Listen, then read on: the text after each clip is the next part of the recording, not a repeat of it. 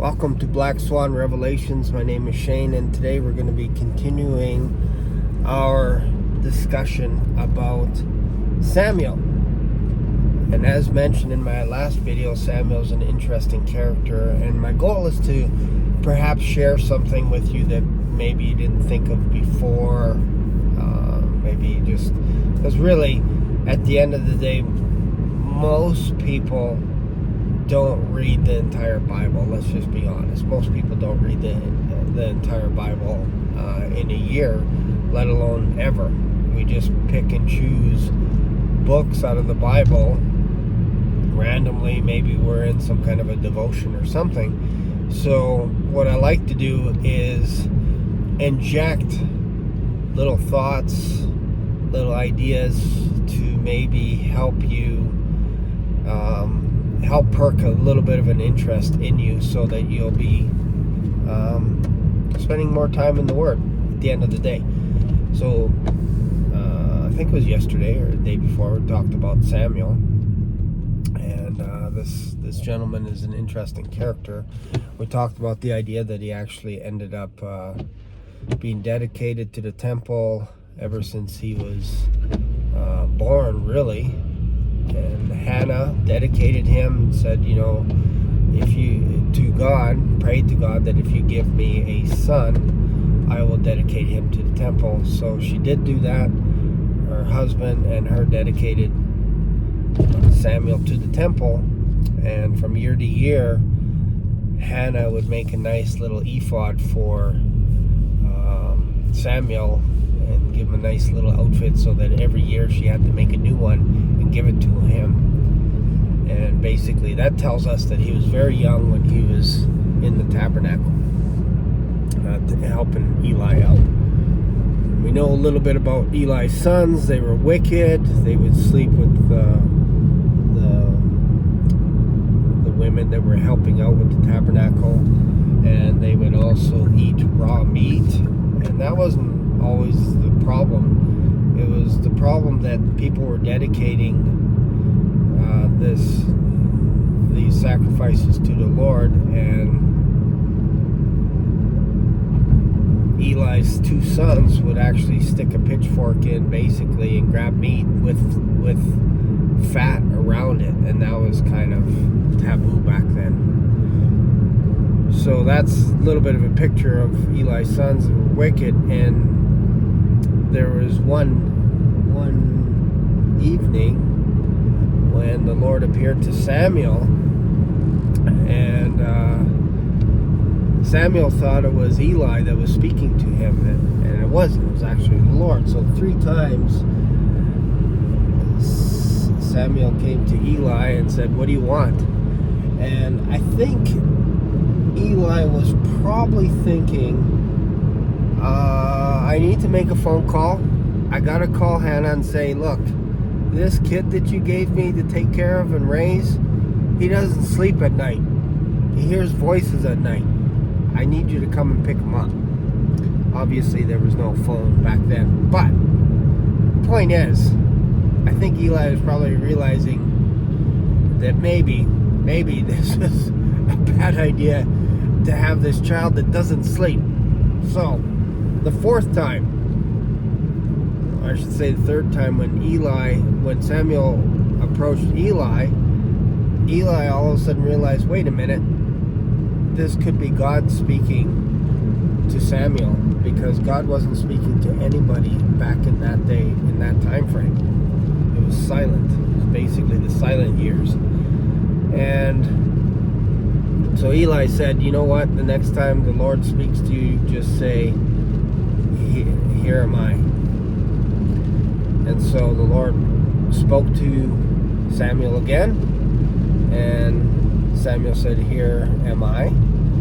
And the Lord gave him a prophetic word, basically saying that the house of Eli was going to be destroyed because of how wicked his sons were.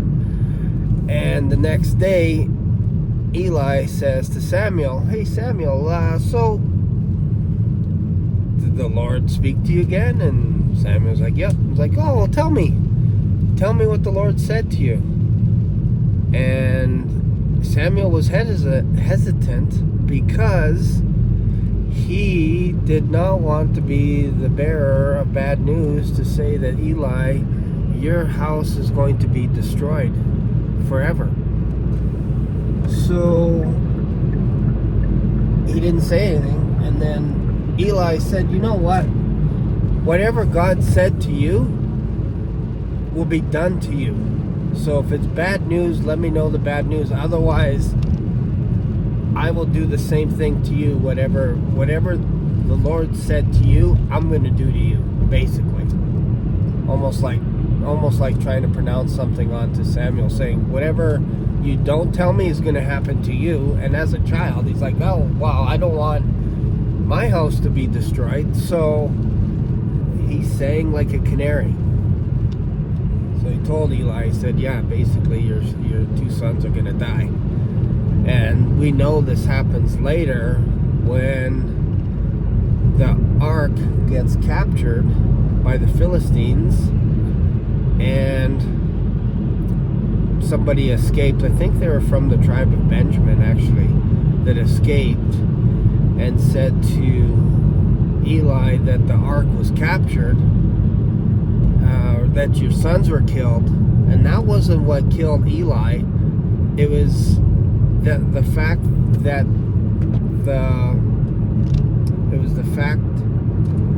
the ark got captured because Eli was a big boy and he fell over in his chair and broke his neck. So it's kind of interesting that was kind of the straw that broke the camel's back, if you will. Then we get introduced to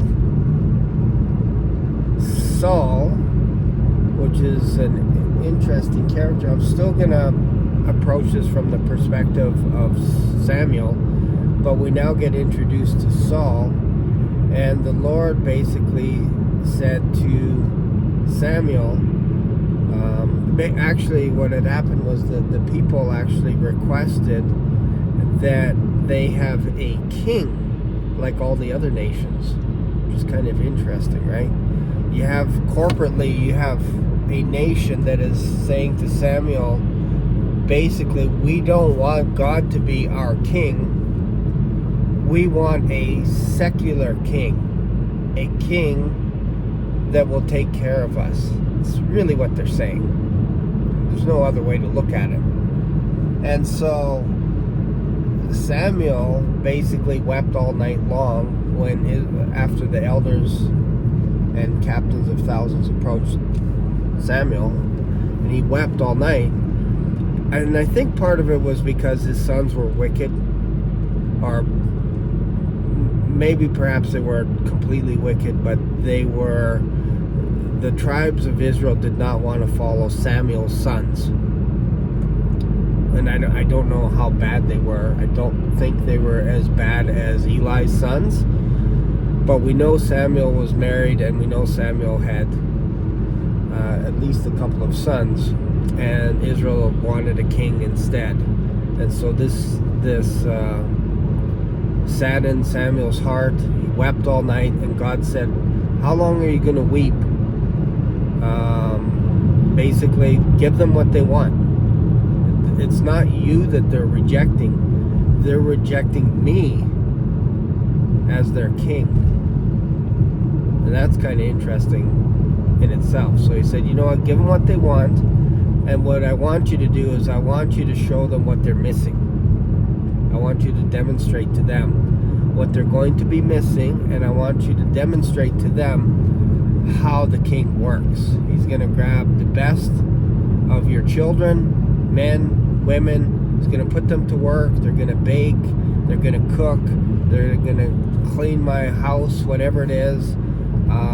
If I have crops, they're gonna work in the fields. If you have animals, if you have land, I'm gonna get the best of the land. And that's just the way it's going to be if you have a king. And he's gonna basically pick your best men and take them for himself, for when he goes to battles, for when he goes to war.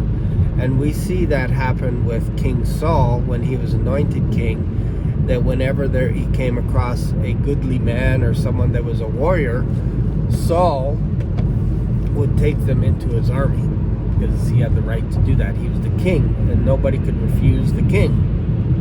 This is where this all comes from. So basically, Samuel's painting a picture to Israel saying, here, since you want a king, here's what's going to happen. This is what's going to happen. And I'm also going to prove to you that you're losing out, because God was actually your king. He was the one that was actually taking care of you all the time. And we see this basically ever since Israel left Egypt, and including in the promised land, God was to provide rain and all kinds of stuff. So we see this happen when Saul prays to God, and God makes it rain at a season where it wasn't going to rain. So all of a sudden rain came down, and all the people repented. They're like, you know what, maybe that was a bad idea, maybe we shouldn't have asked for a king, so we changed our mind. Please forgive us. Samuel, pray for us, we made a mistake. And Samuel said, no, this is what you're gonna get as a king. So that's what happened, and he went, and now we see King Saul. Before he was king, he's the son of Kish. He actually loses a couple of his asses, if you will, and he goes looking for them with his servant, and they can't find him, and Saul is worried. He's like, you know what, my dad is gonna stop thinking about his animals, or sheep. So maybe it was, I don't know, was it sheep? I think it was donkeys. He's gonna start forgetting about his animals, and he's gonna start worrying about us, so we should go home. And the servant said, hey, you know what, there's actually a seer here, because that's what they used to call them, prophets. They used to be called seers before they were called prophets. So the servant said, why don't we go check out this guy, and maybe he can help us find your two donkeys. And Saul said, that's a great idea, but I don't have any cash on me, because back then you used to pay a little bit of cash in order for a seer to give you a word. That's what would happen back then. And it's interesting, what jumps out to me is Saul was not fiscally responsible, financially responsible. Instead, he let his servant, and his servant was aware of seers. Saul had no idea where the seer was or who the seer was, but the servant did. And the servant had money, had cash, was fiscally responsible. Saul was not. That tells you that right out of the gate, Saul is a little bit more of an impulsive type of dude, and was worried more about what people said than doing the right thing. How do we know this? Because he was worried more about the idea that his dad would start to worry that he was missing for a certain amount of time, and start to worry about him. He's a grown man. He's an adult with a servant, and yet he's worried what his father thinks. And this comes into play a little bit later when Saul takes on the idea that, you know what, I'm going to be a priest. Even though Samuel is actually a priest, I'm going to take over his role, because Samuel said that he was going to be here within 7 days, and he didn't show up. He tarried. He's a little bit late, so I'm going to act as a priest, and I'm going to make a sacrifice and all this, because all these Philistines are going to attack us, and all the people are scattering. And this was a mistake. This was a mistake. So when Samuel found out about it, he says, basically, God's taken this kingdom away from you. He's repented that he made you the king. This is what was presented to Saul. And Saul still wouldn't listen, because King Amalek was the Amalekites were supposed to be killed. Every one of them. Men, women, and children were to be killed. And some people get offended at this, going, well, how can this happen? Well, King Amalek, I believe his name was responsible for coming after Israel killing the weak. What does that mean? Well, he was killing men, women, and children that were too slow behind Israel as they fled Egypt. So think about it. There's like 1 million people heading out of Egypt towards the promised land, and Amalek lied in wait to destroy the weakest of the Israelites, women and children and seniors. Those three groups of people he was attacking. So God said, I remember what Amalek did, what the Amalekites did, and I want you to return the favor. Eye for eye, tooth for tooth. I want you to go and destroy them completely. Men, women, and children, because of what they did to my people who were just fleeing from Egypt, and they intervened, jumped in, and started killing the weakest of my people. So I remember that. King Saul didn't do that. Instead, he made a stupid vow and said, nobody's going to eat until we defeat all these guys and blah, blah, blah. And basically, they didn't kill everyone. And instead, they jumped on the meat. While the cows were alive, they were actually eating the animals.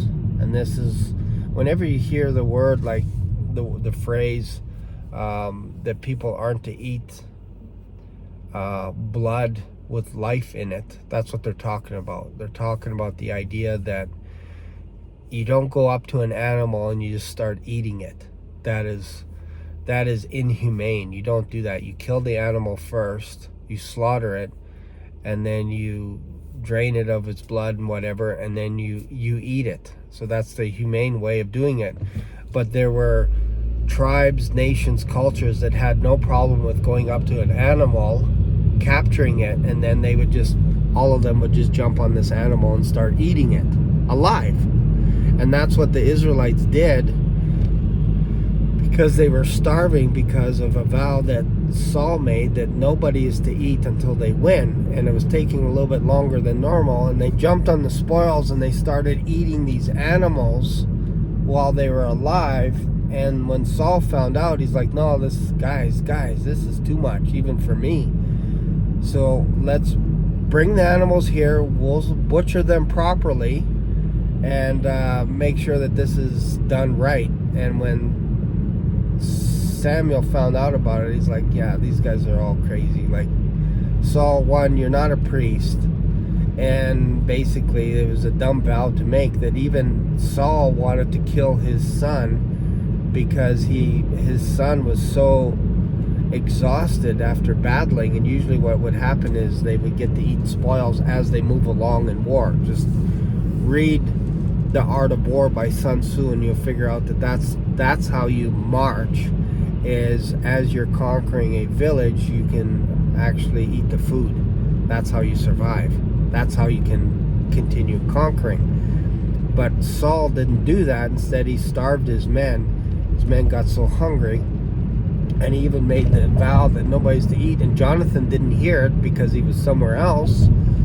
And Jonathan took some honey, and then his dad, Saul, said, you know what? Because you did this, I got to kill you. Sorry, I made a vow, and I got to keep, because I'm a man of my word, I got to keep the vow, and I got to kill you.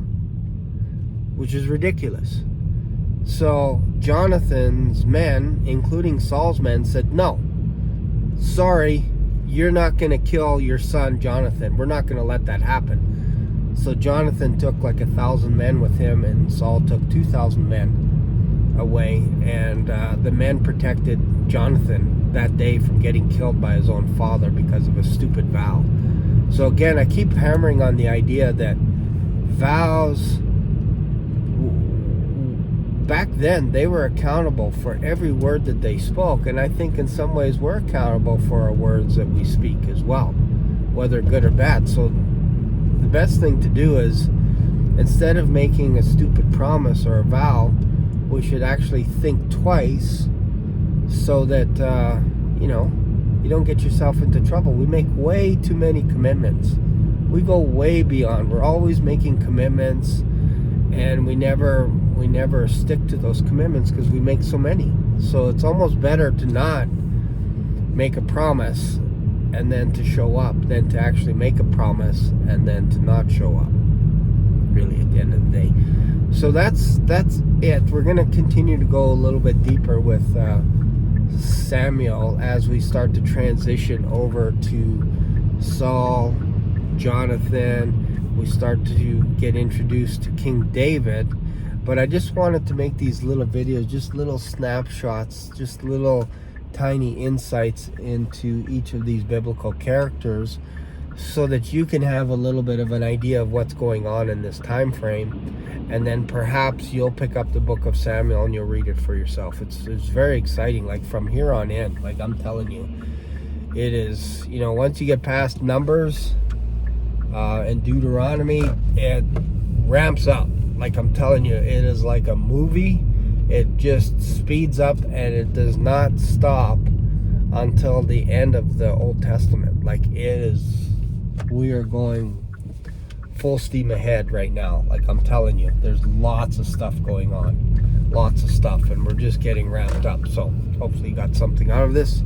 If you have, make sure and subscribe, make sure and leave a comment, and don't forget to click on that notification bell too. That way anytime I make a video, you'll be notified as well. And I'm actually just going to take a little bit of a sneak peek. I'm going to this little bookstore just to check in on, they have actually a little section in this bookstore where it's basically a dresser, and the idea is if they put books in there, those books are free. And often they put King James Bibles in there that are old, like almost like antiques. And we found one last week that was really on the market. If you were to sell it on the market, it'd be like $400, man, like a Cambridge Bible. So anyways, so I thought, you know what, I'm just gonna stop in. I'm just gonna sneak a little peek, see if they have any of these free Bibles hanging out there, and then I'll make my way homeward bound. So again, hopefully you got something out of this video. If you have, feel free to subscribe, and I'll see you in another video. Bye for now.